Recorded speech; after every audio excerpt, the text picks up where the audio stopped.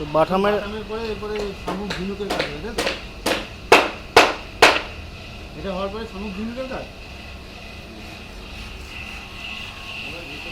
তো এখানে কিন্তু দাদাটা কাজ করছে, তোমরা দেখতে পাচ্ছ।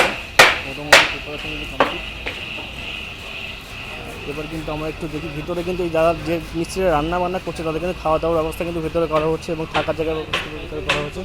তো এবার এই যে এদের যে রান্না বান্না করছে সেই দাদার সাথে আমরা একটু কথা বলে দেখবো।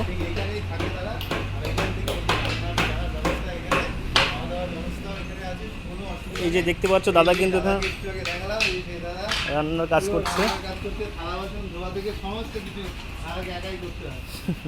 মানে এখানে যারা গাছ মিস্ত্রি আছে কিন্তু রান্নার কাজটা দাদা করে, দাদার দায়িত্ব। আজকে দাদা রান্নার কী কী আইটেম হয়েছে? ভেন্ডি সিদ্ধ, ডাল, আচ্ছা, ডাল, মাছ, ভেন্ডি, আলু পটলের ভাজা। দাদার কিন্তু বিশাল। আর এখনকার আইটেম কি আছে? এখন বিকালে আছে মাছ আর ভাত।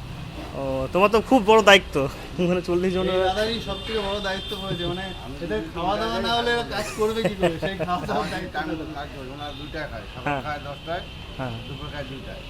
এবার 2টার সময় যদি না দিতে পারি তাহলে এবারে শুরু হয়ে গেল। আমার 12:30 একটা বুঝে খাওয়া দেয়। আমি 7:30 রান্নাটা পুরো সম্পূর্ণ কাঠেই হয়, হয়ে যায়। 9:30 মধ্যে রান্না কমপ্লিট। আচ্ছা আচ্ছা আমি রেস্ট করছি 1.5 ঘন্টা। আচ্ছা আচ্ছা, এখন রেস্ট। কি হচ্ছে? বিকেলে শর্ট পড়ে গেছে, তাই অল্প করে ভাত। তোমার নামটা আরেকবার বলো। অলোক শীল। তোমার এখানেই বাড়ি, তাই তো? দাদাকে যেই আসবা, যে ব্লগাররা আসবা, দাদার সঙ্গে এসে দেখা করবা। রান্নার ডিপার্টমেন্টে আসবা, সবাই একবার করে দাদার সঙ্গে দেখা করে দেবা। সবাই তো প্যান্ডেলে দেখায়, কিন্তু যে বিপরের প্রিপারেশন যেগুলো সেগুলো তো সবাইকে জানা উচিত, সবার দায়িত্ব। আচ্ছা আচ্ছা, বাটাম পড়বে তারপরে, আচ্ছা তারপরে, আচ্ছা ও আচ্ছা। আর এমনি এই বাজেট কি আছে এই প্যান্ডেলের অনুমানিক একটা?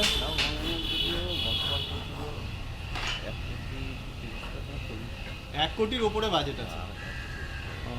মোটামুটি এরকমই বাজেট আছে। আচ্ছা, এবার উদ্বোধনে কি কোনো চমক থাকছে? কেউ আসছে স্পেশাল কেউ? এখনো খবর পাই। এটা হবে মহালয়ার 10 দিন আগে। 10 দিন, কারণ কি এটা তো উদ্বোধন তো মেলায় হবে। হ্যাঁ, মহালয়ার দিন হবে উদ্বোধন। আর ওই যে ঘট পুজো হয়ে গেলে